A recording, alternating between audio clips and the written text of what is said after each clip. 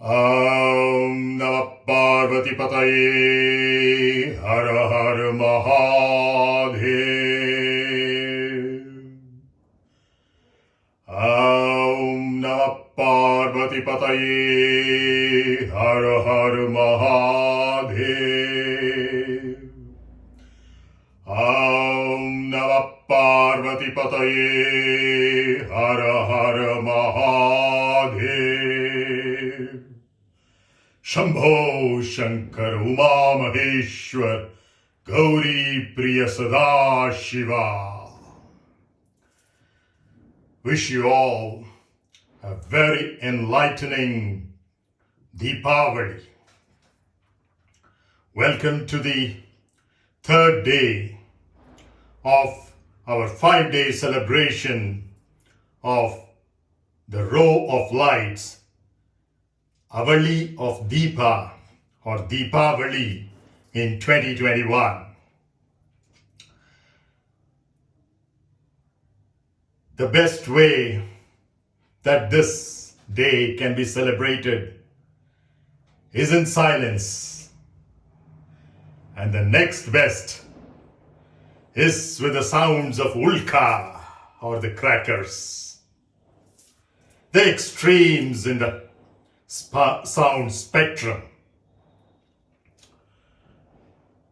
Today is the day of the ardhanarishvara tattva,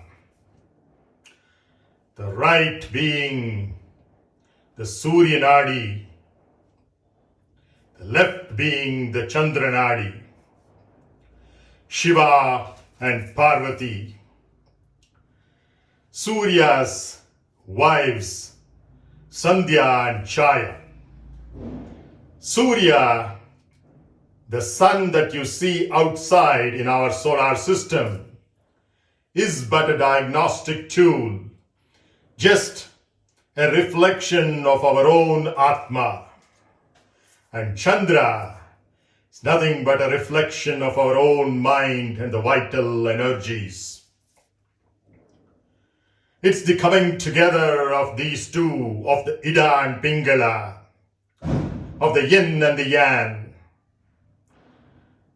of the ardhanarishvara tattva, of the half masculine and the half feminine, that we celebrate this night with the rows of lamps, as if the Masa Shivratris and the Mahashivratri wasn't enough for this. The day we conclude the 21-day penance of kédāra-gauri or Kedarishwara, a tattva which is, as I said, best explained in silence. But I will make a humble attempt to bring it closer to your experience on the lines of my own experience. Kédāra means a field, and Gauri means fairness, justice. The ability to reflect all that is incident upon us. A very special day for the sons of Surya, Shanaishchara. And that's why the til bath or the sesame oil bath is so significant today. In particular, in the rivers of Ganga, Yamuna and Saraswati, with Yamuna being the daughter of the sun. As I said, the outer sun is but a small reflection of ourself, Atma, Brahman. And a son or a daughter of that is a creativity of our own self. That very same Yamuna on the banks of which Sri Krishna played his Rasa Leela with all the gopis and of course his favorite Radha, the opposite of Dhara that Yamuna represents. The other son of Shanai, other than Shanaishchara, of ourself is Yama. Now Shanaishchara in the outer world is reflected as Saturn, the beautiful ringed planet, in an outer orbit compared to the Earth. But that's but a diagnostic reflection of our own patience centered at the Mooladhara chakra. Born to ourself, that is Surya, and to Chaya, the shadow of Sandhya, which represents the junctions. My wrists are junctions, elbows are junctions, the shoulder is a junction, knees, hips, ankles, neck, all of these are sandhyas, joints in the physical system. Similarly, in the subtle system, between the Jagruta sthana of waking and the dream state of swapna, when we are just about to go to sleep, is a sandhya of each individual. So is it between swapna and sushupti, between the dream state and the deep sleep state. And once again, when we wake up, either from a dream, swapna, or from the deep sleep directly perhaps, if you have a dreamless sleep early in the morning. And that, again, when you're awakening, is a potential true awakening as well. All these are sandhyas. Essentially, that which connects two or more, which we think or imagine from our Rahu nature, that we saw in the lower 7 chakras below the Mooladhara yesterday. Those of you who haven't heard that discourse of Naraka Chaturdashi yesterday, please go ahead and take a look. Because some of the things that I'm going to mention now are based on that. Now, to this ability to bring together multiplicity into union or yoga is Sandhya. And that's why the Sandhya Vandhanam is such a respected spiritual practice in Sanatana Dharma. And so is decorating every one of our joints to remind that these are not two bodies, but parts of the same body, of the same individual, in the sense that they are indivisible. And that's not just true of the parts of this body, but the parts of this universe as well. It's all one. And it is this oneness that we tend to celebrate over here. And that same oneness is reflected in the Ardhanarishwara Tattva also, which is what the kédāra-gauri vratā tries to demonstrate. You know the story in the new style history that my mother and I have presented last year. So I'm not going to the actual figurative story, but go into the reality behind it. Once upon a time, our self and our vital energy, that is our own Shiva Tattva and our own Shakti Tattva, was in a game of play in Leela, sitting as separate beings, while in reality they were one. Many great rishis with their bodies, minds, and intellects recognized this and started going around the two together. In other words, respecting ourself as much as our vital energy and honoring our vital energy as much as ourself.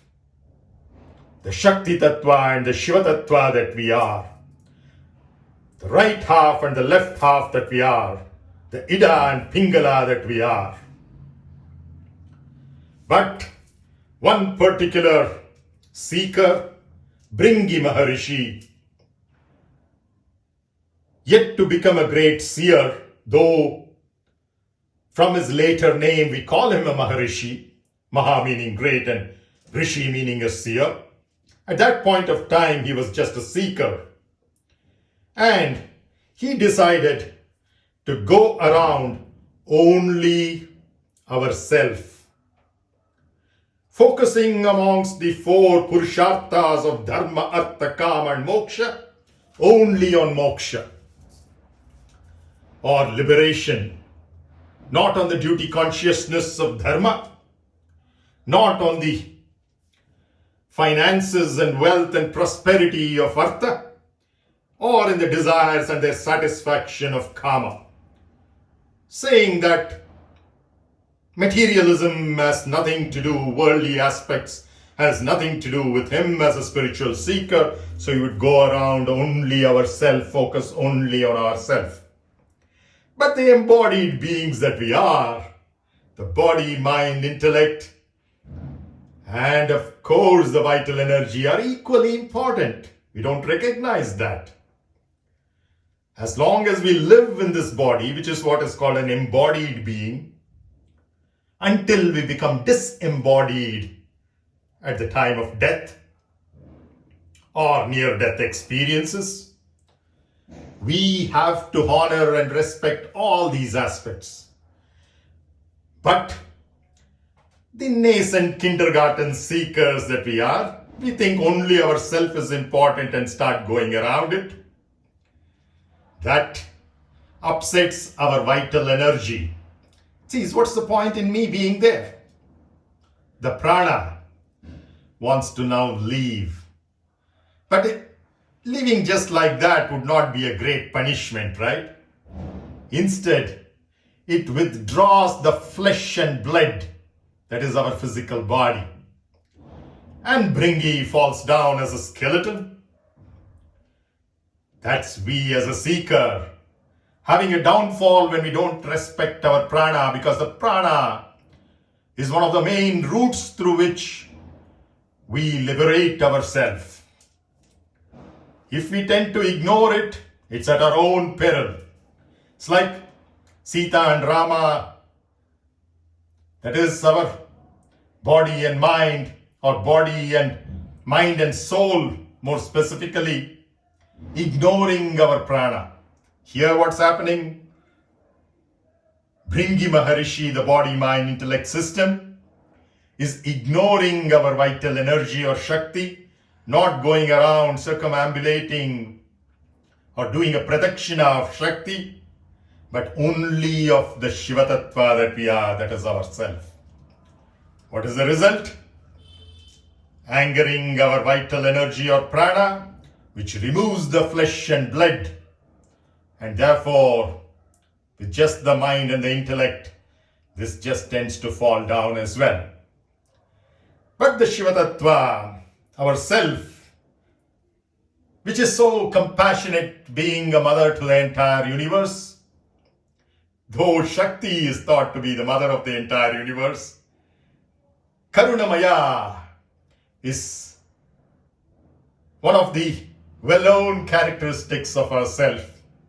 As a mother to the entire universe, it's a mother to Bringi Maharishi as well, even in its seeker form, even in our form as a trainee. And therefore, we tend to, from ourself, help our body, mind and intellect to once again stand up with a crutch. This further angers our vital energy or prana, which separates from ourself. All of this is a play, mind you, a leela. This can never ever happen in reality. It's all virtual reality, VR.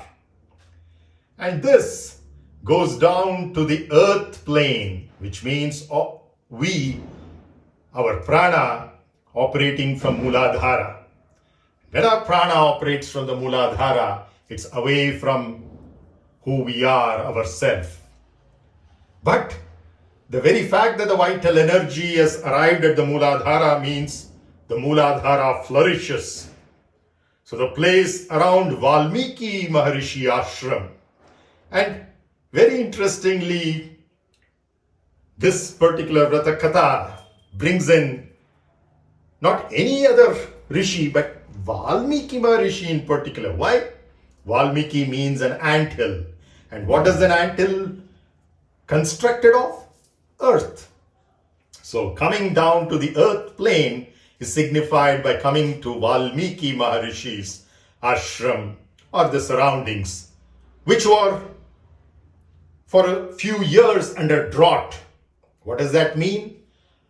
We have not cultivated our patience, but once our vital energy comes into this region, our patience, the Shanaishchara Tattva, gets activated. And our Yama also gets activated. Yama, many people get frightened, the god of death, coming on a buffalo with big mustaches. Very scary, because people are scared of death, not knowing it's just a change of clothes. The cloth in this case being the body, to get a new body, to get a new cloth. Instead, they suffer out of their ignorance and fear Yama. But Yama, remember, is the same word that we use in Patanjali Maharishi's Ashtanga Yoga. First step, Yama, regulation. And then it's Niyama, or rules, Niyama.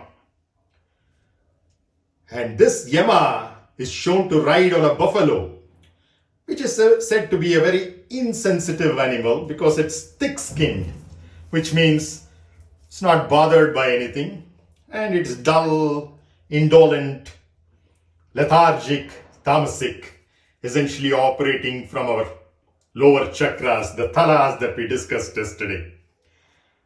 Very interestingly, Tamil and Sanskrit, there are lots of common words. But in this particular one, thala refers, especially pathala, refers to the feet, the bottom portion. Whereas thala in Tamil refers to the head, our own physical head or the leader or head of a particular organization or a fan club. The thala, we say. So, that particular region is where we have descended into, and now it is a kind of awakening, and that's Shakti, our vital energy, our prana, our left end of the feminine state of Pingala coming down to the Mooladhara plane. That's the symbolism of Parvati, the one whose celebration is at a peak, coming down to the earth plane, to the region where the anthills operate, Valmiki.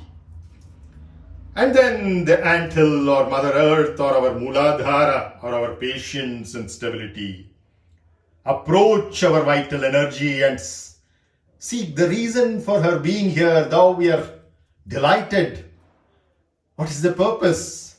And then our vital energy, already feeling the pangs of separation from ourself. Without this is of no significance. And same way, without this is of no significance. They are two sides of the same coin, and a coin cannot exist with both the sides.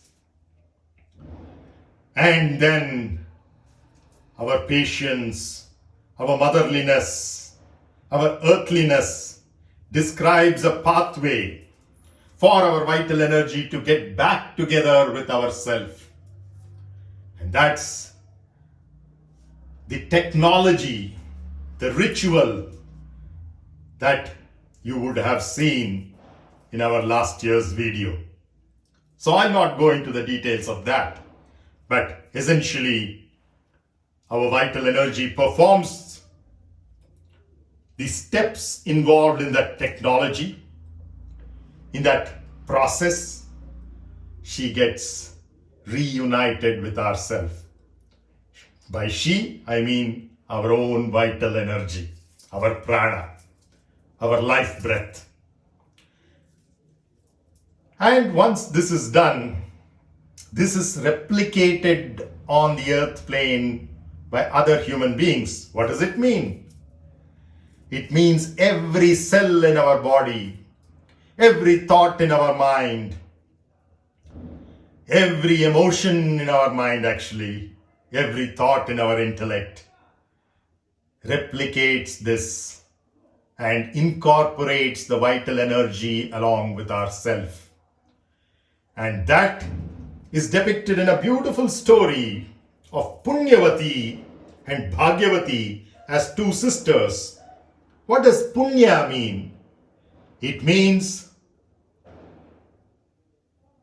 our current karma. And what does Bhagya mean?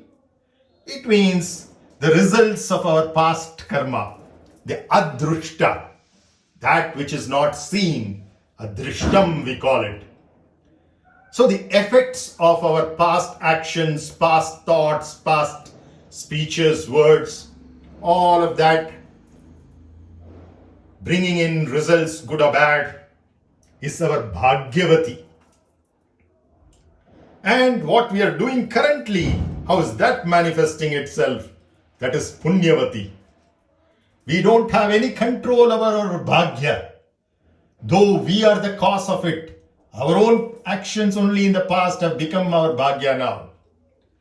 But we have total control, total ability to respond in the current moment.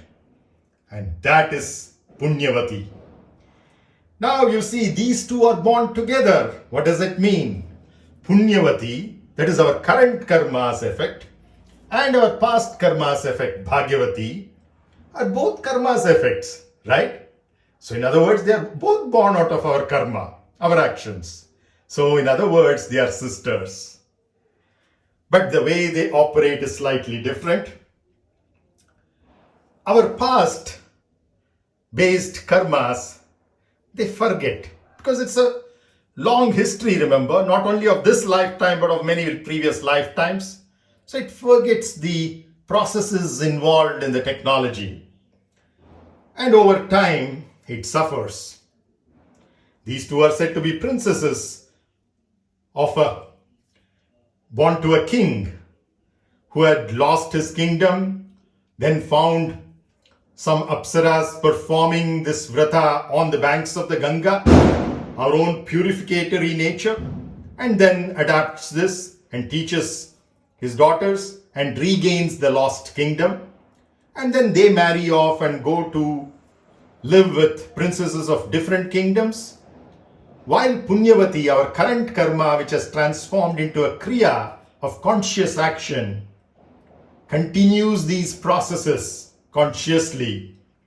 Bhagyavati, our past karma, forgets that, because the memory is in only useless things usually. And therefore, over time, Bhagyavati tends to lose her kingdom along with her husband, the king, then, of course, and suffers penury, poverty, starvation, and all the associated pains. And therefore sends her son. Now she is married and has a son as well. The son goes to Punyavati's house, his aunt, his maternal aunt, who's elder to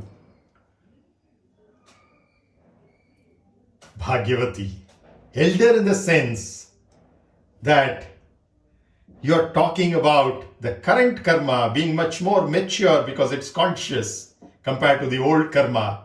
So even though the old karma is old, we call that as young because it is immature. That's why the child is the father of man.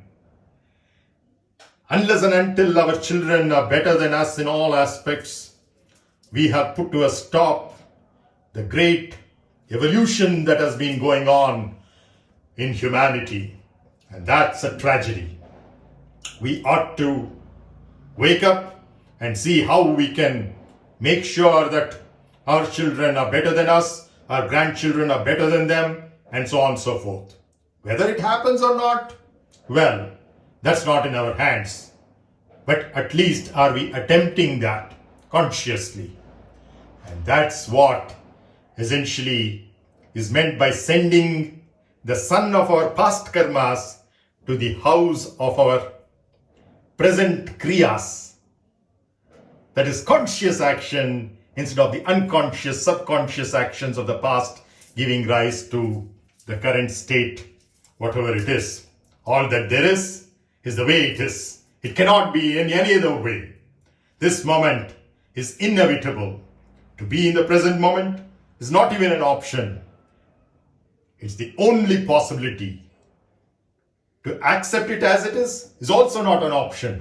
But to do so joyfully or grudgingly, sadly, angrily, frustratedly are options. To do it consciously, with full awareness, or to do it without consciousness, without awareness, accidentally, habitually, again are options. So let us choose to do it consciously with full awareness, and let's choose to accept the present moment as it is, joyously, not grudgingly, so that we can convert the law of karma, Bhagyavati, to the game of Leela, Punyavati. And that's what is the story behind Punyavati helping this boy by giving goodies, sending back that boy, losing it to Garuda, to losing it to a thief, losing it in multiple ways, showing that the results of our past actions, Bhagyavati, can happen through anybody. An eagle, a thief, who seem to be disconnected from us, and we are angry. Why is this eagle doing this to me? Why is this thief doing it to me? Why is my mother-in-law doing it to me? Why is my professor doing it to me? Why is this policeman doing it to me? Why is this government doing this to me? All these kinds of things, remember, these are just messengers delivering the message of our own past karma, the adrushta, the Bhagyavati. And that's what Punyavati, our current kriya, showcases us with the maturity. And then once the Punyavati aspect comes to the fore, then a reunion is possible and our past karmas start getting depleted.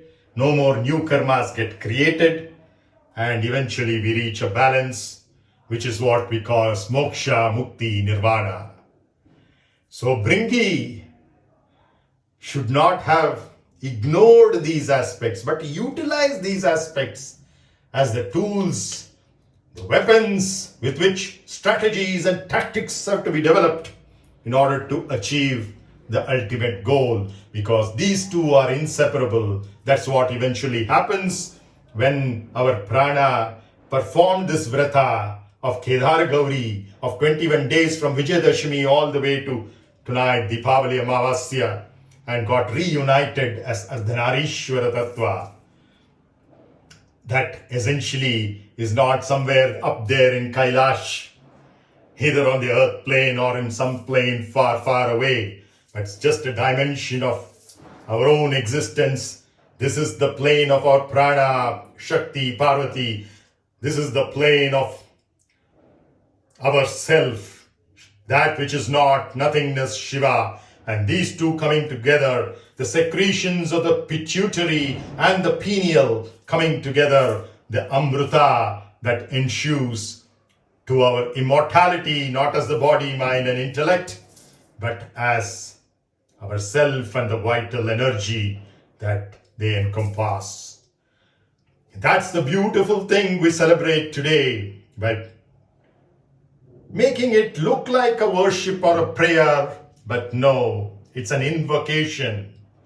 That invocation is to our own Shiva Tattva, or ourself, and to our own vital energy as the Shakti Tattva, which is what we form with the turmeric sculptures that we do with our fingers, and or with the kalasham that we make with the sacred pot, the sacred fluids within it, the mango leaves and the coconut, which has great symbolism of a hard ahankara outside and the inner self, white, pure and beautiful, delicious, soft,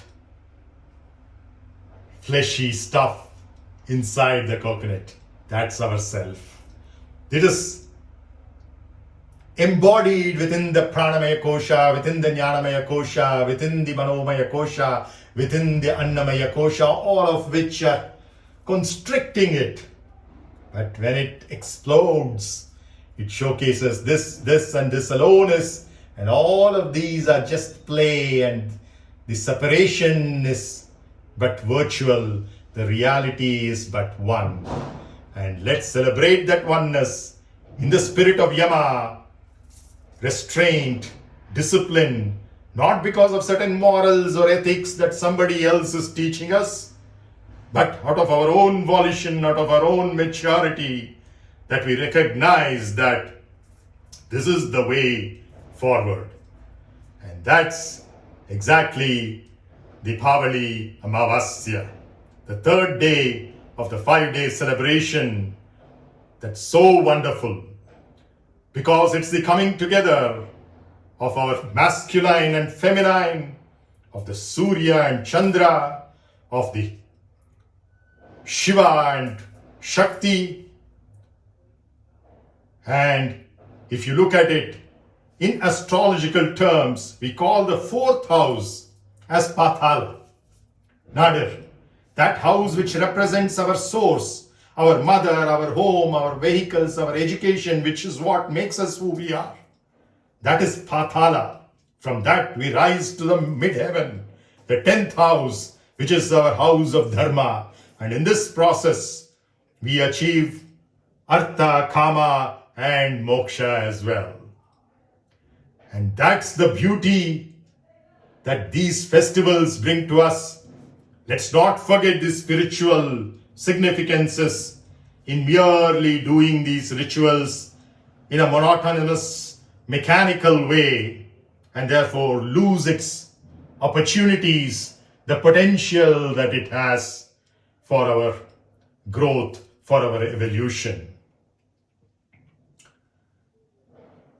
We will talk more and more about it in the next 2 days and bring in the Yama concept even more deeper, because it's Balipadyami and Yamadvitiya, also called as Bhai Dooj. And they have humongous significance from our restraint point of view, our duty consciousness point of view, our Yama point of view. Wish you all a very prosperous Dīpāvali associated with Lakshmi, not in the sense of a goddess, but in the energy that is required to achieve our goal or lakshya. That which takes us to our lakshya is that Lakshmi. And Kubera is also very interestingly the Dikpalaka of the north, while Yama is the Dikpalaka of the south, so they form a pole apart from each other. Dharmaraja Yama. and the Artharaja Kubera. We invoke Kubera as well today. See, invoking these opposites makes us go beyond these pairs of opposites and unite them. Once again, we talk of the Sandhya or Aditi, all these aspects of the Advaita or the non-duality. Namo Namaha, Namo Namaha, Namo Namaha. Let's bow down to the knowledge and wisdom that overflows through these beautiful Puranic stories. May or may not have a history, but it has a current relevance, and that's why it's Purana or a renewal. Most people think Purana means old. No, Pura Nava iti Purana. Pura is a city and Nava is new. That which is the freshest of this moment, not even of the past second. That is Purana. And that renewal is what we are going forward to, my dear friends. Namaskaram. Wish you once again an enlightening Dīpāvali.